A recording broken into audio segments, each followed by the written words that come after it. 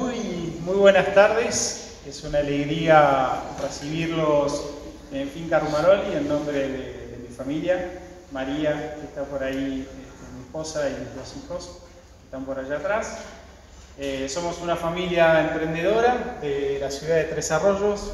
Empezamos hace unos años en lo que se llama Finca Garbo, que es un establecimiento que tenemos en Ruta 3 y Río Quequén Salado. Y desde ahí empezamos en esta pasión, diría que ya es una pasión, cuando nos pusimos a producir aceite de oliva.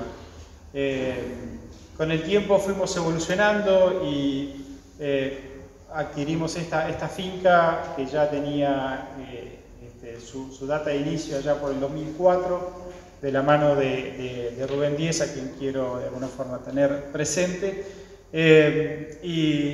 Y bueno, y así empezamos tímidamente, sin ser como se dice en la jerga, sin ser del palo. Yo soy contador, mi esposa licenciada en sistemas y nos dedicamos con nuestra empresa a otra cosa, pero el gen emprendedor nos puso acá y felices de estar acá. Nuestra expectativa no era estar parado donde estamos hoy, debo confesar eso. Pero la verdad que con el tiempo fuimos encontrando las virtudes y descubriendo las virtudes que tiene esta zona. Una zona que produce una calidad de aceite excepcional, no por la mano que le ponemos a las cosas, sino más bien porque la naturaleza da esta virtud. Lo que hacemos simplemente con nuestras manos es tratar de sostener esa calidad, no alterarla y ofrecer al público esa calidad. Y eso nos entusiasmó muchísimo y lo que fue un inicio, casi un hobby, cuando iniciamos allá en Finca Garbo, nos llevó a continuar expandiendo y dándole un poco de escala a la empresa. La escala siempre nos permite sostenibilidad en el tiempo si logramos la escala adecuada. Y bueno, hemos comprado otra finca, otro campo más que empezamos a plantar hace poco en modalidad superintensivo también. Y aquí estamos, dimensionamos esta fábrica que la pudimos inaugurar el año pasado, alrededor del mes de abril. Ya hicimos la primera campaña el año pasado y bueno, estamos preparados para absorber la producción de nuestros campos y si es necesario prestar servicios también a terceros. Creemos que es una zona virtuosa, Coronel Dorrego y el límite de Tres Arroyos, para la producción de aceite de oliva tiene muchísimo potencial. Por ventajas comparativas que tenemos cercanía con el mar, disponibilidad de agua en abundancia y cerca, disponibilidad de electricidad, y de alguna forma entendemos que se está armando un polo de producción que tiene muchísima proyección para esta zona. Así que venimos a aportar este granito de arena como emprendedores, como empresarios. Hemos generado más puestos de trabajo de los que había y la perspectiva sigue siendo de crecimiento, a pesar de las circunstancias o coyunturas que nos tocan vivir y que todos ya conocemos. Esto es una producción biológica, tiene otro razonamiento, otros tiempos, digamos, los tiempos biológicos son largos, entonces cuando pensamos estos negocios estamos obligados a pensar en esos tiempos. Y les decía, a pesar de esta coyuntura, así que felices de estar parados acá, agradecidos que puedan estar presentes en esta presentación que vamos a hacer. Y hoy queríamos sumarnos a los esfuerzos que está haciendo el municipio de Dorrego para llevar adelante esta fiesta que cada vez se pone más lindo, como decimos, porque hay mayor cantidad de concurrencia, porque hay mayor cantidad de productores, porque hay mayor interés de consumidores en entender y en aprender. Así que es una alegría y es una fiesta literalmente donde estamos parados. Hoy vamos a tener una pequeña dos presentaciones bueno, ya no los voy a adelantar yo, pero básicamente ustedes ya habrán visto el programa, de qué se trata un poquito. Así que Espero que se sientan en casa, disfruten de este paso que vamos a dar. Después cuando terminemos a picar algo y pasar un momento lindo, así que bienvenidos.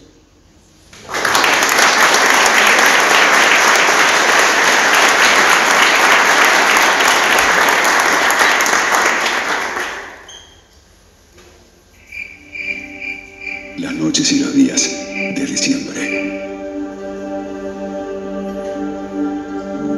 El tiempo de su semilla. El viento noble que los acaricia. Los pájaros que anidaron en sus ramas. El agua que fielmente los regó.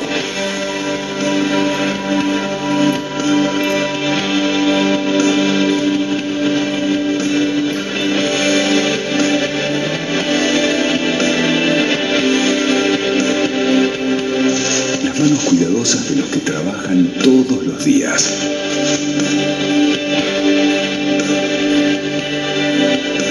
Este es el tesoro más preciado de nuestros olivos, conjunción perfecta de tierra pampa, mar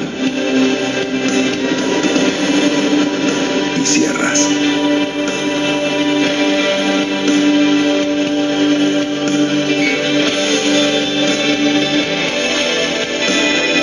Rumarol y Garbo, olivos de tierra pampa, Argentina. Necesito agradecer la presencia del señor Intendente de Coronel Dorrego, Juan Carlos Chalde.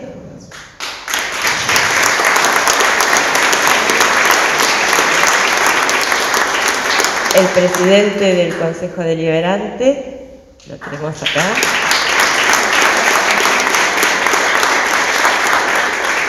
Miembros de la Estación Experimental Barro, del INTA, que gracias a ellos hoy tenemos la presencia de Eduardo en Rumarol y Garbo.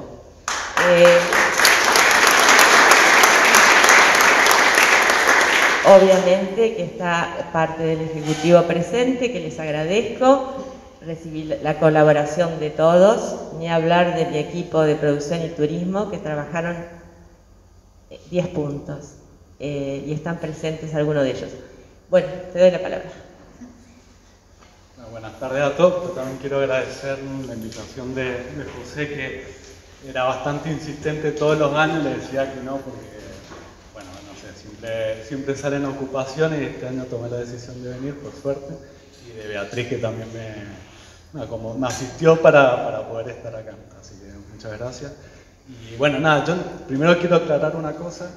Yo no conocía a Dorrego, había, escuchado, leído.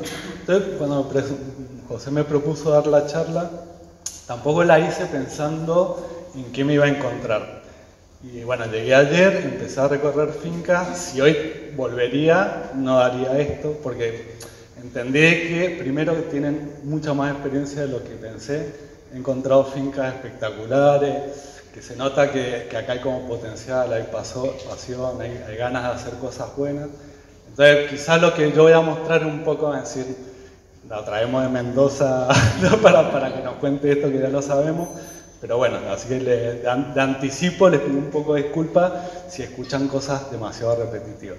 Pero bueno, este es como un espacio un poco abierto, levantan la mano, preguntan, está Lina, hay gente que sabe seguramente mucho más que yo y la idea es como compartir un poco de experiencia.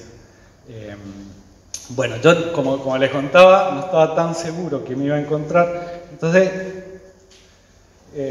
quería contar un poco. Sabía que se estaban haciendo algunos olivares súper intensivos.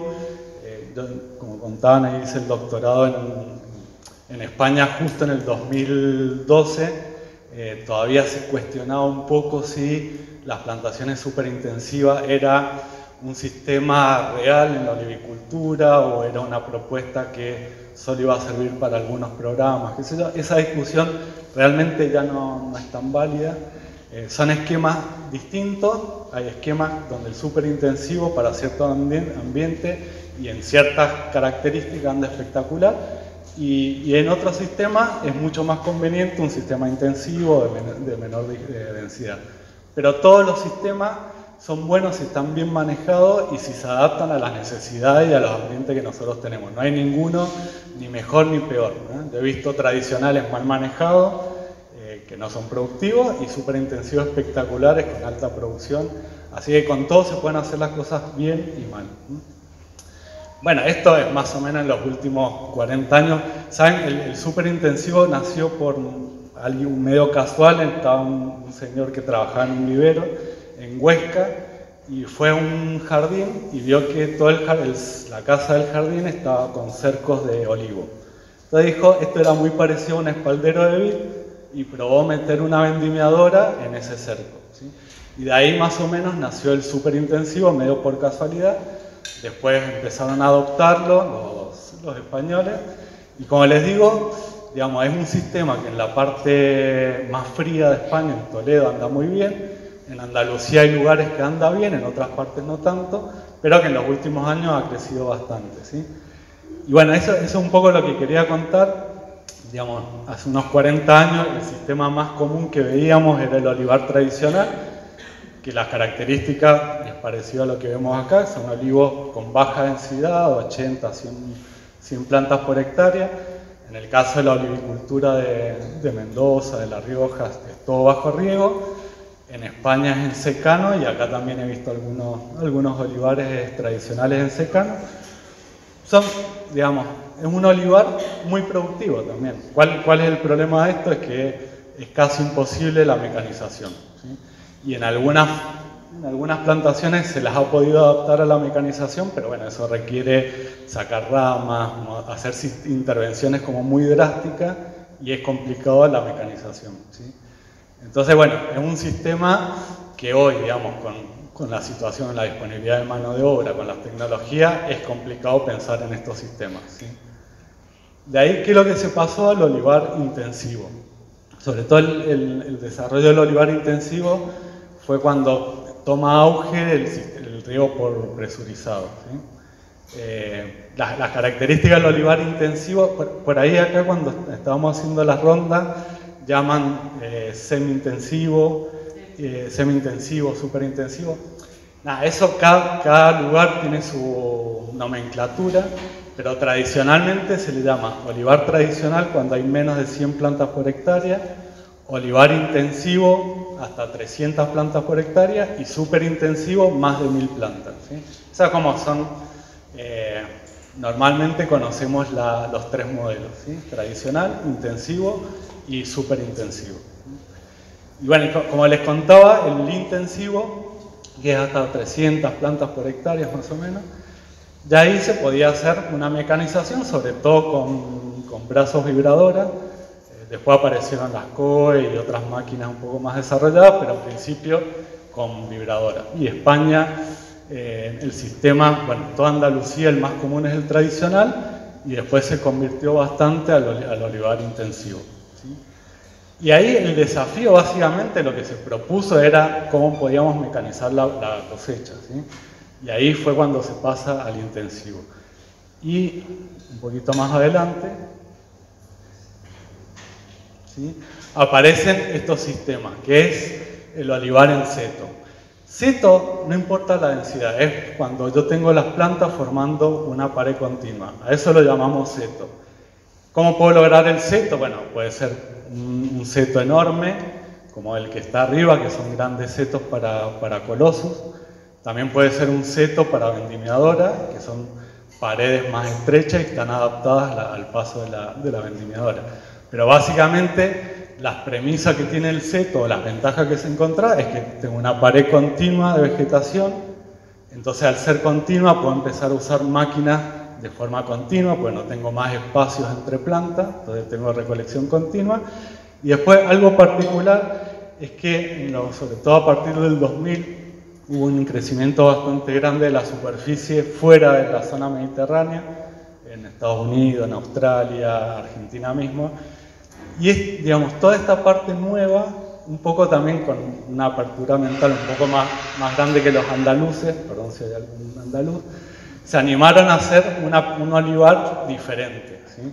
Digamos, hoy España es bastante, sobre todo en esos años, bastante reacio a digamos, al uso del superintensivo, del intensivo, ¿sí?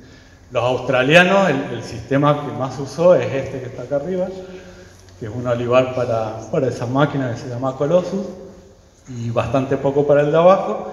En Argentina se usó bastante el superintensivo, bueno, y otros países también han usado el seto para vendimiadora.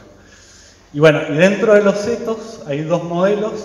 Este que es el modelo de setos un poco más grande, que en verdad eran plantas formadas en copa, se empezaron a tocar las plantas y se buscó alguna forma de poder cosechar esas máquinas.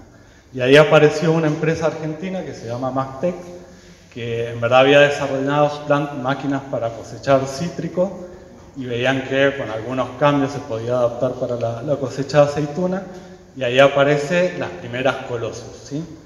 Que la Colossus, para que piensen que esa máquina permite cosechar olivos de unos 4 metros y medio de alto por 4 metros de ancho, ¿sí?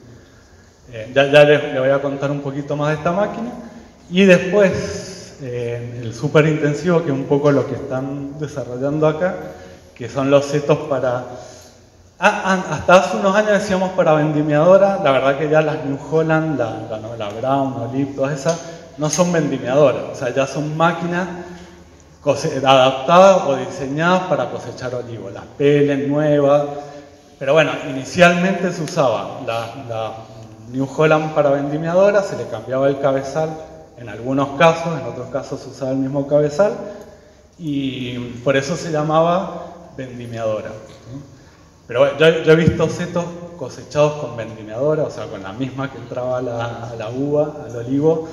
Claramente ahí no había, los resultados no eran buenos. Entonces muchas de las críticas que se le hacía al superintensivo para vendimiadora es que se lo cosechaba con una máquina que no se adaptaba realmente al olivo, ¿sí? Entonces, bueno, o sea, uno veía plantas, entraba a la máquina y iba arrastrando aceituna, planta, persona, y así continuaba.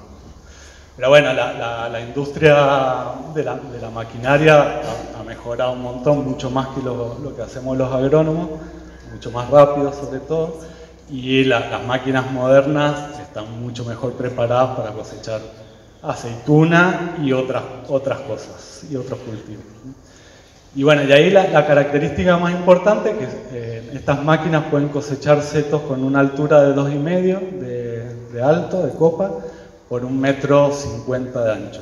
Y después hay algunas variantes con algunas marcas, un poquito más alto, más ancho, pero eso es básicamente las dimensiones.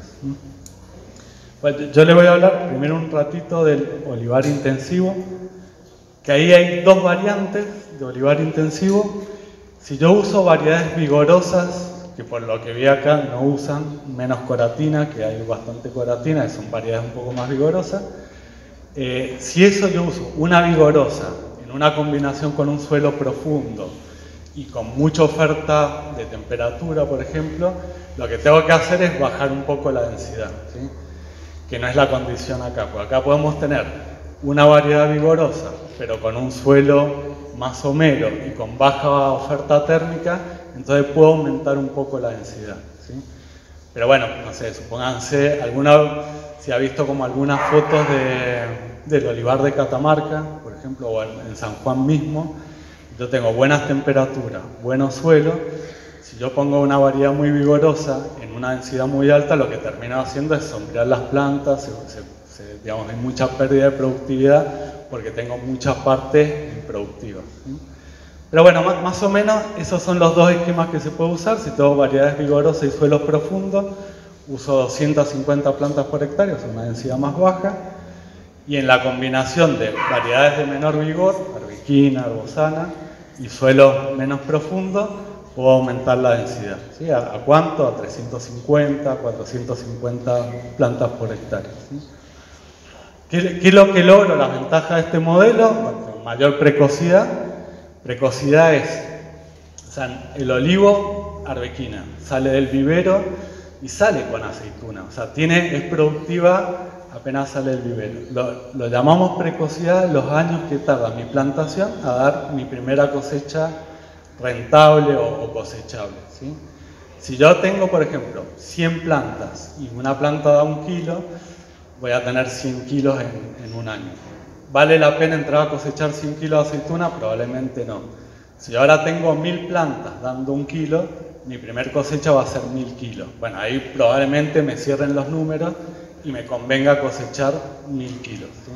Entonces, si yo aumento la densidad, lo que estoy aumentando es la precocidad de mi plantación. ¿Se entiende, más o menos? Entonces, no siempre la precocidad tiene que ver con la variedad, en algunos casos sí, pero en general hablamos de precocidad al tiempo que tarda la plantación en dar mi primer cosecha comercial, ¿sí?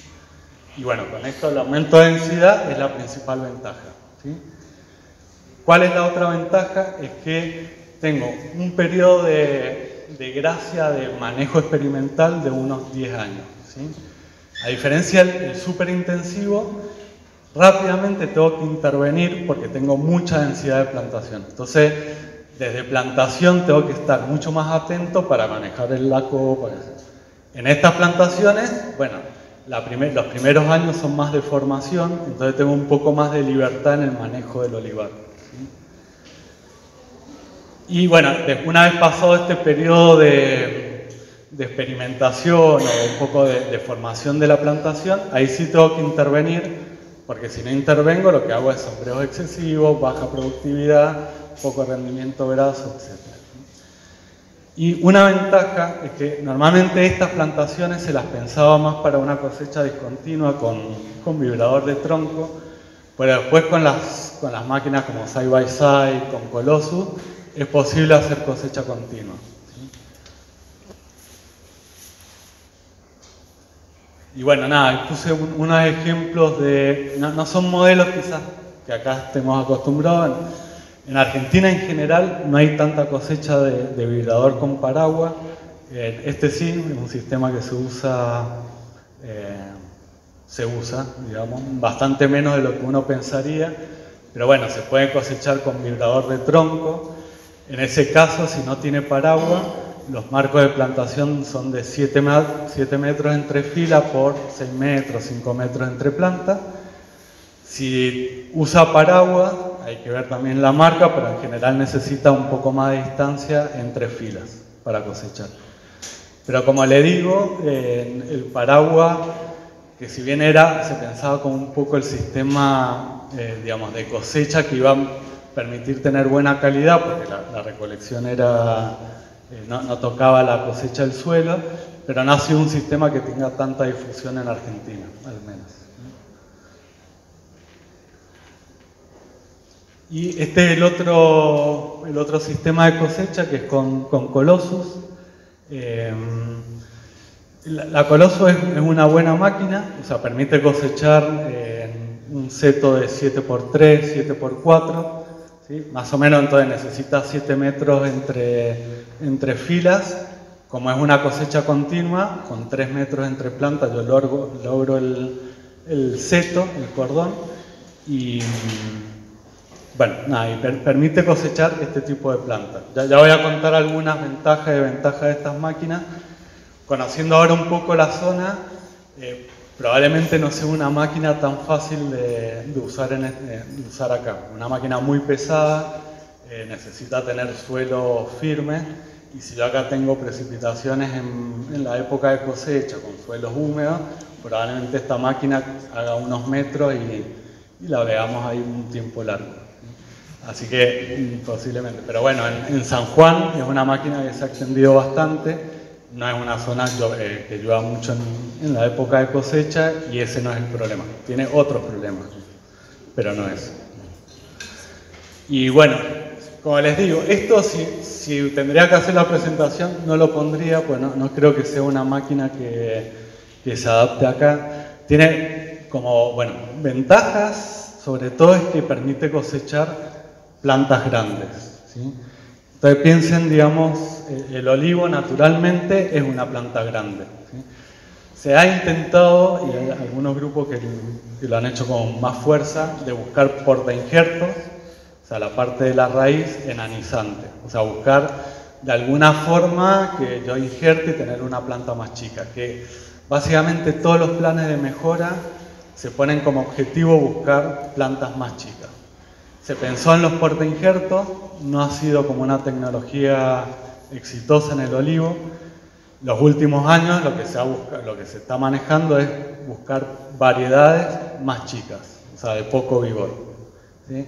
Hoy casi con la que contamos es con arbequina, arbosana y, bueno, por ejemplo, oleana, lechana, que son variedades más nuevas, que también vienen de programas de mejora, son plantas más chicas. Ahora ha salido la última que se llama sultana. Todas las series anas vienen de mezcla de arbosana, ¿sí? Entonces, sultana es un cruzamiento de arbosana con chiquitita. De chiquitita, a su vez, es un cruzamiento de arbequina con picual. Pero en todas se buscaba ponerle sangre de arbosana o arbequina para reducir la planta. Y no sé por qué llega a esto, porque acá no se usa eso.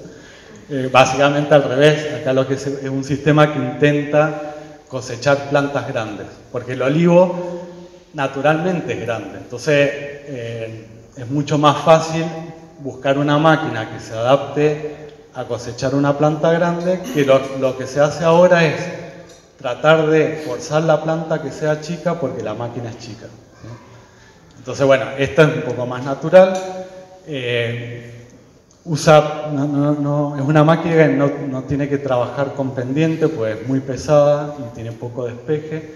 Así, eso acá no sería un problema. El problema es que necesita suelos firmes, no húmedos, y produce compactación. Acá sería realmente una máquina difícil de utilizar.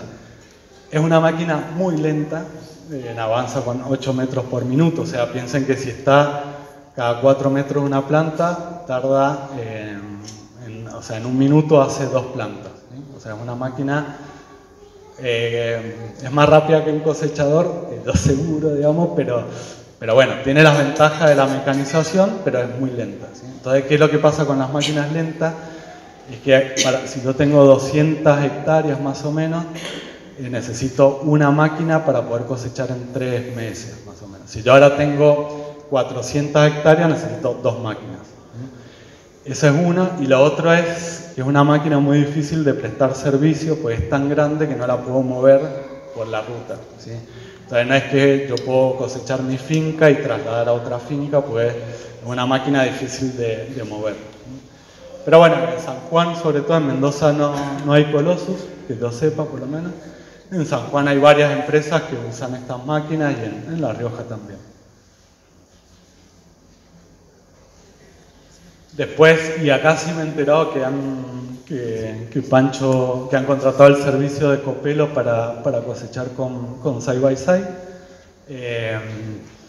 Nada, se puede cosechar las mismas plantas que mostraba recién con este tipo de máquina, que el que no la ha visto es una vibradora de tronco por un lado, o sea, en verdad acá están unidas, pero va una persona por esta parte de la máquina que entra por un lado de la fila, otro maquinista entra por el otro lado de la fila y trabaja por vibración de tronco, pero la aceituna cae sobre esos paneles, ¿no?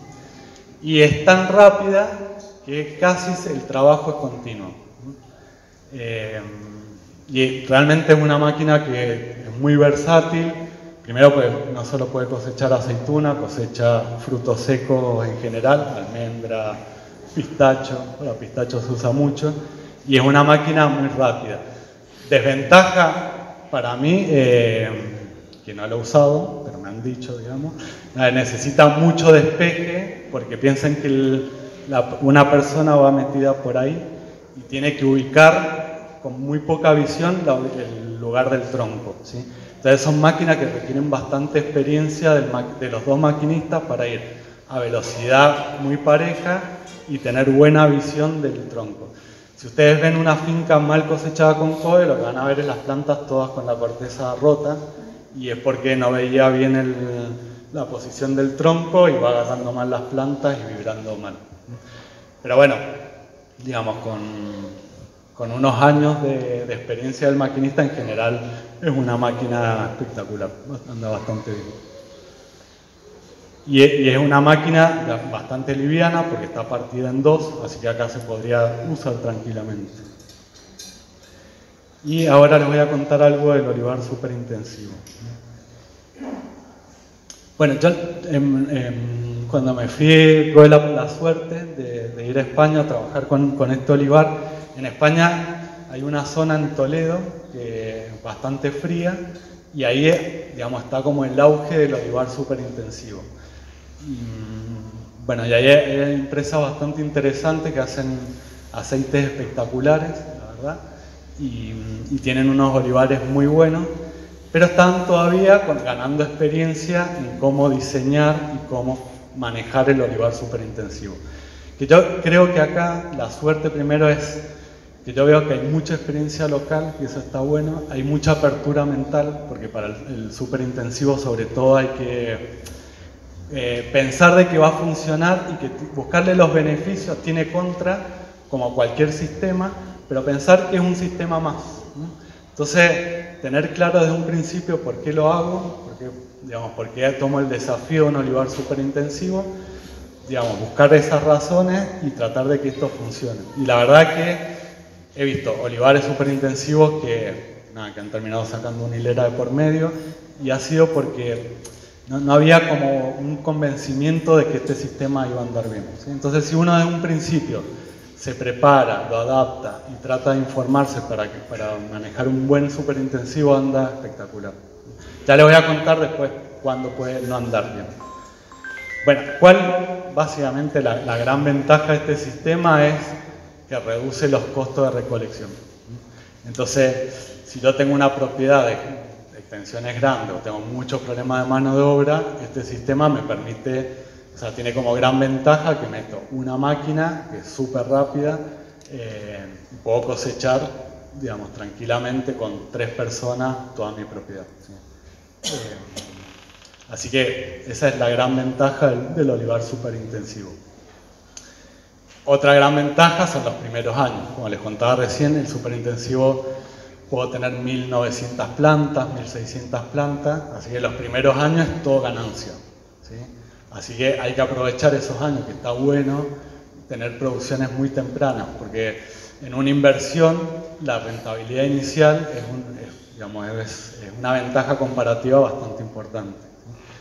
Después tiene otra ventaja que ya vamos a hablar por qué, pero potencialmente puedo tener mejor calidad de aceite que con los otros sistemas. Ya les voy a contar por qué. Y a su vez, entonces, la relación de, si yo tengo que poner en mi balanza el costo que tengo para tener una alta calidad, este es el sistema más eficiente, ¿sí? Y después, lo otro, ya un poco más agronómico, es un sistema que agronómicamente permite utilizar el suelo con mayor eficiencia, porque puedo aprovecharlo con una alta eficiencia, hacer la mayor captura de luz, y en condiciones de lluvia también sirve como captura de agua mucho más eficiente que un sistema de baja densidad. Bueno, esta es básicamente la gran ventaja del superintensivo. Cuando yo paso de un intensivo a un superintensivo, lo que hago es tener plantas más chicas. Y una planta más chica energéticamente es mucho más eficiente que una planta grande, ¿sí? ¿Por qué? Porque mi superficie expuesta por volumen es mucho más alta. Y yo al final lo que necesito, si yo tuviera que pensar que el olivo es una máquina, lo que necesito es tener mucha superficie expuesta a la luz. Porque el olivo tiene una particularidad, no es tan particular, pero es muy sensible a la falta de luz. Entonces, yo le diría que casi la fertilización más importante en el olivo es la lumínica, ¿sí? Yo cuando empiezo a bajar, piensen que más o menos con un 40% cuando se reduce la luz del sol, el 40% ya empieza a haber problemas productivos, ¿sí? Entonces siempre necesito tener por lo menos un 60% de lo que llega al sol iluminando las plantas, ¿sí? Bueno, con un superintensivo esto lo puedo lograr mucho más fácil. ¿Por qué? Porque tengo superficie expuesta mucho mayor por volumen de copa. Piensen más o menos, pero en un superintensivo la superficie foliar expuesta es de 15.000 metros cuadrados por hectárea versus el intensivo de 10.000. ¿Sí? Así que solo por tener plantas más chicas gano 5.000 metros cuadrados de copa expuesta al sol. Es un montón, ¿sí? Porque esa superficie expuesta es superficie productiva. Pero bueno, no, claramente no todas son ventajas, ¿sí? Bueno, otras ventajas, entonces rápida entrada en producción, que les contaba la becería, altas producciones, sobre todo los primeros años, porque tiene mayor superficie expuesta al sol. Menor becería, bueno, ¿por qué es menor becera? ¿Por qué? Porque sobre todo yo puedo cosechar más temprano. ¿Qué es lo que pasa? Si yo, por ejemplo, la arbequina tiene, si está muy verde, la fuerza de retención del fruto a la planta es muy alta. Si yo quiero cosechar con una COE, una arbequina verde, baja mucho la eficiencia de cosecha. Las vendimiadoras, que trabajan con mucha fuerza de sacudida, yo puedo cosechar aceituna verde, ¿sí? Entonces, en una variedad, por ejemplo, muy becera, una forma de contrarrestar la becería es cosechar temprano, ¿sí? De hecho, más o menos se sabe en la mayoría de las variedades que con cosechas desde mediados de febrero, esto es para Mendoza, a mediados de marzo, en esa ventana, si yo cosecho, reduzco la becería en el 80% al siguiente año. Bueno, la becería pasa en todas las plantas que un año, si tengo mucha producción, al otro año no produce fruta, ¿sí? ¿Por qué? Pues, digamos, la fruta en el olivo se produce en un brote, supónganse, el brote que creció este año va a producir fruta el año que viene, ¿sí? Entonces, si yo este año el árbol se encarga de producir fruta, no produce brote. Entonces el otro año no tengo brotes para producir fruta. ¿Se entiende? Bueno, entonces esa es la becería. Si yo tengo mucha producción, no tengo brotes, y si no tengo brote, al otro año no tengo fruta. Al otro año, como no tiene fruta, se encarga de producir brote, entonces tengo brote, no tengo fruta, y al otro año tengo fruta. ¿Qué es lo que pasa? Una forma sería no tener tanta fruta. Si yo no tengo mucha producción, entonces el árbol hace fruta y brote. ¿Eso cómo se puede regular? Con poda, por ejemplo. Ahora, esa es la explicación como más sencilla. La otra explicación es que los brotes, digamos, la aceituna, la semilla de la aceituna produce una hormona que se llama giberelina. Y esa hormona inhibe la producción de flores al otro año, ¿sí? Si yo tengo muchas semillas, tengo mucha hormona, y esa hormona inhibe la producción de flores al otro año. Si yo la descargo rápido a la planta, le saco, bajo esa dosis de hormona, y empieza a producir al otro año, ¿sí? ¿Eso no se entiende? Pero eso pasa en olivo y pasa en la mayoría de los frutales, que no se hace tanto manejo de poda, se vuelven beceras, ¿sí? Y algo particular en general de la becería es que la becería empieza por planta. Por ejemplo, coratina tiene la particularidad que es becera por planta. Si ustedes van a una finca de coratina, capaz que tienen una planta con mucha fruta, la otra con nada y así. En las otras variedades la becería es climática. Supónganse, toda la finca tenía mucha floración. Viene una helada, se hiela toda la floración, entonces toda la finca se queda sin fruta. Ese año se va a dedicar a producir brote, al otro año a producir fruta. Entonces se convierte toda la finca a becera, ¿sí? Bueno, en general la becería empieza a nivel de planta y se convierte como un efecto un poco más de superficie al principio. Si es por helada, casi toda la zona tiene el mismo ciclo de becería. Si ustedes ven las estadísticas de producción de Argentina, van a ver que todo el olivar, un año es muy productivo, otro año es bajo, porque son fenómenos que empiezan con superficies chicas, pero cuando hay heladas son problemas más generales, y las becerías son regionales. Otra ventaja de la vendimiadora es que tira todo. Y si está mal manejado la planta también, pero en general, si está bien hecho el seto, tira toda la aceituna. Entonces, con una pasada de la máquina, coseché toda la planta. Con la Colossus, se pueden 2 pasadas con suerte, algunas veces 3. El modelo que se usa ahora es COE más Colossus o Colossus más COE, ¿sí? Hacer repaso o empezar con Colossus y repasar con COE. Ese es un sistema que anda bastante bien, pero siempre tengo que usar doble pasada. Con vendimiadora, una sola, así que es una gran ventaja. ¿Por qué les decía que podemos tener calidad alta o es más fácil porque yo puedo cosechar cuando quiero, o sea, puedo elegir el momento de cosecha y lo hago en una ventana de tiempo mucho más corta, ¿sí? Supónganse que tengo que depender de 200 personas para cosechar mi finca, con suerte. Lo normal es estar 4 meses cosechando, entonces al principio puedo tener un aceite verde, y no me voy a meter el INA, pero después va pasando y va cada vez un aceite más maduro, y el otro, acá no sé cómo es las heladas, pero ya son aceites heladas, con madera, etcétera, etcétera. Bueno, con esto como puedo cosechar muy rápido, mi ventana de cosecha es mucho más corta, así que podría tener mejores calidades con una vendimiadora. Bueno, bajo costo de recolección y alta rentabilidad en este país, no sé.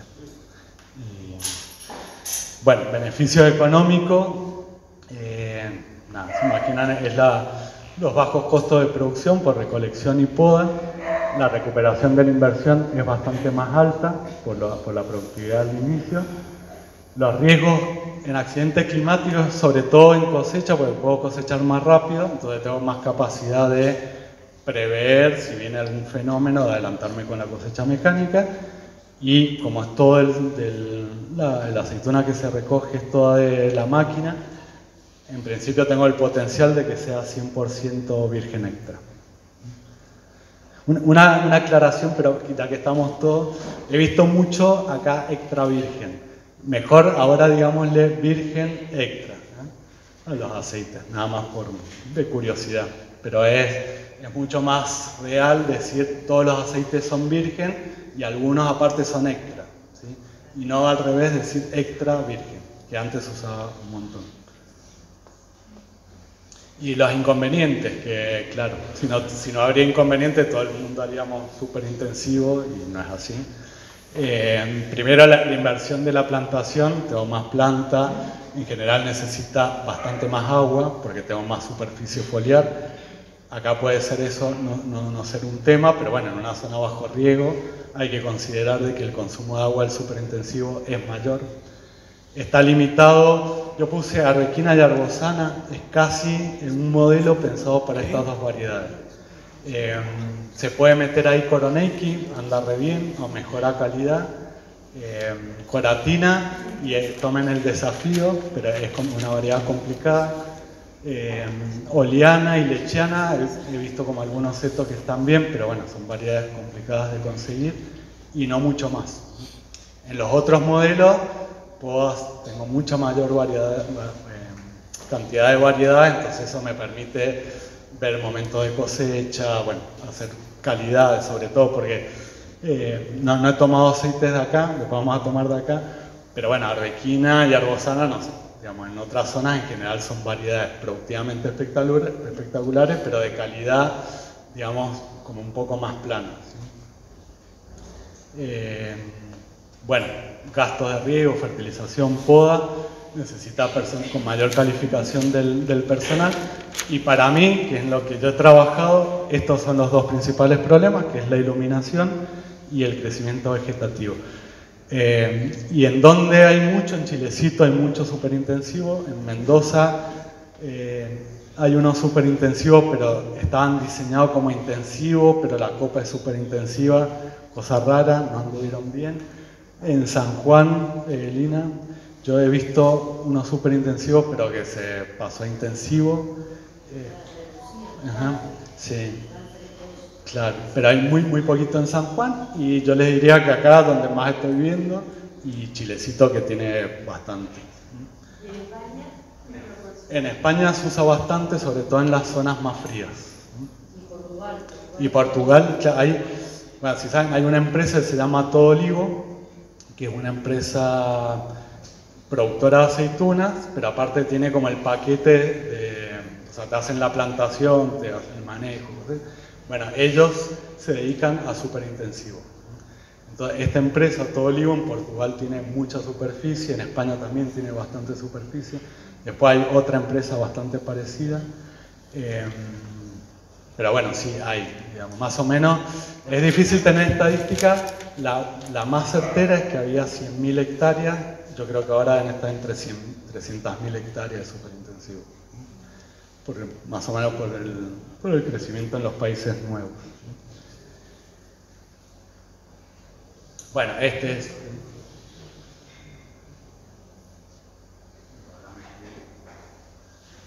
Más o menos este es lo que ustedes tienen como esquema de trabajo, una altura de 2,50, 3 metros, el ancho del seto de 1,50 m, un despeje de hasta 60 centímetros. Esta máquina puede trabajar con un poco más de pendiente, el 10%.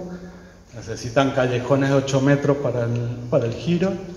Y yo he puesto lo de la longitud de 200 metros como lo estándar, porque depende, o sea, imagínense una hilera, una fila de 400 metros, las tolvas son de 2000 kilos, se me llena la tolva en la mitad de la fila, tengo que hacer marcha atrás, hacer la descarga y empezar de nuevo. Así que, como hay que pensar cuál es la productividad más o menos por fila, la capacidad de las tolvas de la máquina, y en función de eso, el máximo, la longitud máxima. Y después he visto cosas raras, que hay que arrancar y hacer callejones en el medio y cosas raras. Y bueno, la velocidad es 2,5 metros por minuto y eficiencia mayor del 90%, así que son máquinas, van rápido, muy. Y esto lo voy a pasar rápido. Básicamente cuando uno diseña un olivar en seto, o cualquier plantación en verdad, tiene que pensar en estos 4 aspectos, que es la orientación de filas, la distancia entre las filas, la distancia entre plantas dentro de la fila y la variedad. Y nada más, esto como resumen, para no extenderme. No me has dicho si ya llevo media hora. ¿La llevo? Voy bien.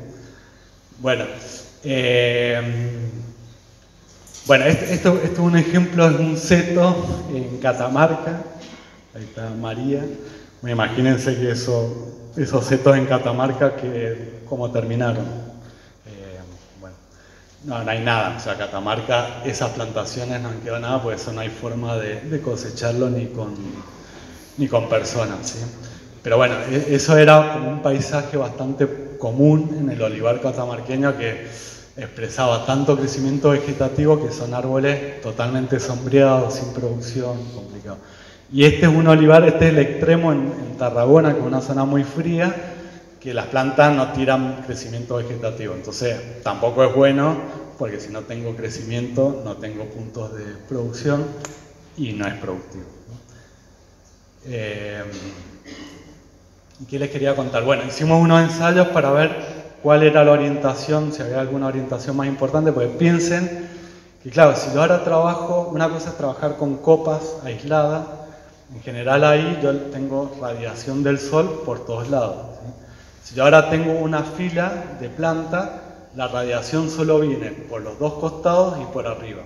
Entonces no es lo mismo si yo pongo mi hilera este-oeste, norte-sur, noreste-suroeste. Entonces la primera pregunta era cómo orientar las filas para maximizar la radiación. Entonces probamos las 4 orientaciones y bueno, después de 6 años de estudio, la orientación de fila no es tan importante, ¿sí? No es tan importante, con una salvedad, si tengo buena porosidad del seto. Si la pared es como muy poco porosa, muy cerrada, ahí la orientación pasa a ser un factor importante, y ahí si tengo que elegir, bueno, de la orientación norte-sur me permite una iluminación pareja en las 2 caras.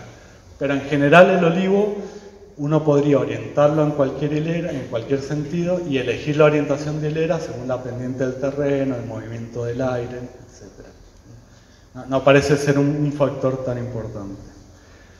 La distancia entre plantas, ahí probamos poner en un seto cada 1 metro hasta 2,5 metros, y tampoco es tan importante. Poner plantas muy cerca, cada 1 metro, 1,20 metros, es muy importante los 2 o 3 primeros años porque tengo mayor cantidad de plantas. Pero después, una vez que el seto forma la pared, no es tan importante. De hecho, fíjense que tener plantas de 1,20 metros a 2 metros, después de esto está medido durante 10 años, al 10º año la producción acumulada es la misma, ¿sí? ¿Por qué? Porque el seto termina ocupando el espacio más rápido, más lento, y se forma una pared continua. ¿Qué es lo que se usa? 1,30 metros, 1,40 metros, que es el punto de inflexión. Y el factor que sí es importante es la distancia entre filas, ¿sí? La distancia entre filas, digamos, el mínimo, si yo pudiera ponerlo lo más cerca, es 2,50 metros, que es más o menos un espaldero de vid, ¿sí? Bueno, con ese 2,50 metros, la producción es muy baja porque están tan pegadas las plantas que se sombrean y son muy poco productivas. Si yo las pongo a 5 metros, es más productiva por planta, pero por hectárea, como aprovecho menos el espacio, es menos productiva. ¿Cuál es lo ideal? Entre 3,5 metros y 4 metros. Si el seto está a una altura de 2,5 metros. Ya les voy a contar un poquito por qué. Bueno, este es un ensayo en San Juan, en Cañada Honda, que comparamos un súper intensivo de changló. Yo pongo changló, no es changló, es genovesa. Genovesa, le vamos a decir, bueno, es genovesa. Hoy veía una cosa así, porque como hay mucho de romance con el tema de variedades. Farga, acá le decimos farga, viene un español y dice, esto es peltre, no es farga. En peltre es farga, changló le decimos changló, es genovesa, no es changló. Con arbequinas, hay muchas arbequinas. Quizás, por ejemplo, la historia de la I-18, nada, eso todo no, o sea, es toda arbequina, después I-18 catalana, es toda arbequina, pero bueno, ese es otro tema. Bueno, acá comparamos un intensivo versus un super intensivo, y nada más los traigo acá porque la producción es la misma.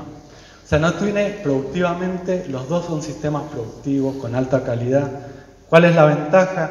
Y que ya en un intensivo lo tengo que cosechar con COE, con Colossus, son máquinas más lentas y se adaptan mejor a un sistema 200 hectáreas. Si no, tengo que tener más máquinas. Y el super intensivo, nada, uso una máquina que es mucho más rápida, que me permite primero alquilar servicios, por ejemplo, que es una gran ventaja. Entonces tiene otras ventajas, pero productivamente los dos sistemas son buenos, si están bien manejados, claro. Y bueno, y elección varietal, un poco le contaba, digamos, si tuviéramos que elegir ideal, y por ahí veo a los de Vivero Productora, yo le tuviera que diseñar una planta y buscaría una que fuera poco becera, con poco vigor, precoz y que pudiera elegir la fecha de cosecha, y bueno, como más complicado. ¿Por qué? Porque hoy con la tecnología que tenemos casi disponemos de arbequina, arbosana, que es muy parecida a arbequina, más tardía, un poco más productiva, sobre todo los primeros años. Coroneiki, que mejora bastante la calidad, pero bueno, una variedad vigorosa. Y chiquitita, no me ponían poner con CH porque ya estaba encripta, otra cosa que se llamaba chiquitita, que no era una variedad de olivo, si le pusieron la S, y es un cruzamiento de arbequina con picual. Entonces el picual le mejoraba la calidad y era una planta muy parecida a arbequina. Y no anduvo, digamos, en las evaluaciones comerciales de chiquitita no han dado tan bien como se esperaba, ¿sí? De hecho, la patente casi cada vez está más liberada. Pero bueno, era una variedad como interesante. Y ahora, como les digo, hay muchos planes de mejora para obtener otras variedades que reúnan estos tres, digamos, estos son los 4 puntos en los que trabajan los mejoradores. Y bueno, esta es un poco una comparación de variedades en seto. Productivamente son bastante parecidas, tienen después diferencias en época de cosecha y calidad de aceite. Este es un ensayo que hicimos ahí en Mendoza probando muchas variedades. Ayer creo que una de las fincas habían puesto hojiblanca en seto. Hojiblanca es una variedad en España usada para mesa o doble propósito y acá anda bastante bien. Productivamente, en aceite a mí también me gusta, pero bueno, hojiblanca puede ser una alternativa, habría que estudiarla. Genovesa es changlot, que les contaba recién, y fíjense que en estos ensayos las que se comportaron mejor fue arbosana, arbequina, genovesa, hojiblanca y coroneiki. Y estas, por ejemplo acá está coratina, de las conocidas, arauco, y las otras las conocemos nosotros, los privilegiados. Son variedades que están en los bancos de germoplasma y estábamos evaluándolas nada más. Y nada más para terminar, si tuviéramos que, cuando nos planteemos cómo tiene que ser nuestro seto, este sería un seto de lo que hemos evaluado como ideal. Fíjense, la distancia entre las dos paredes del seto tiene que ser igual que la altura del seto, ¿sí? Eso me asegura tener mucha iluminación en toda la pared. Entonces, si yo tengo un seto de 2,5 metros de copa, la distancia entre las paredes también tiene que ser de 2,5 metros más o menos. Si yo 2,5 metros le sumo 1,50 metros, lo que me da es que el ancho entre hileras es de 4 metros. ¿Sí? Entonces, más o menos, si yo tengo que diseñar un seto ideal, la distancia entre filas cada 4 metros, la altura del seto de 2,5 metros por 1,20 metros, 1,30 metros, porosidad del 20%, y eso me asegura una buena iluminación en toda la pared del seto. Y creo que nada más.